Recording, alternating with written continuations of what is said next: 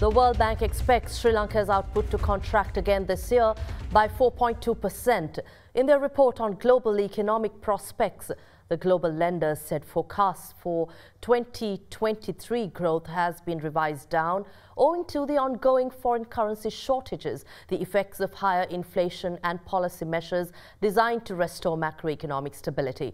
The World Bank also expects the global growth to decline to 1.7% in 2023 from 3% expected just 6 months ago.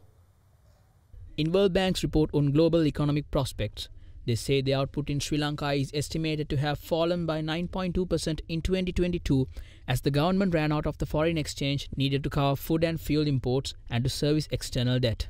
They say while the authorities are implementing a stabilization program, the country faces continuing shortages of food, energy and medical supplies. The World Bank points out that the food prices have risen rapidly in Sri Lanka and more than one-third of the population are food insecure, up from less than one-tenth in 2019. Although global food price inflation appears to have subsided, risks of increased deprivation and inadequate nutrition remain elevated. High fertilizer and petroleum prices are likely to affect upcoming planting seasons, increasing the persistence of high food prices and threatening households' ability to cope by depleting savings. The World Bank is of the view that the crisis and its repercussions have increased poverty and reversed much of the country's income gains over the past decade.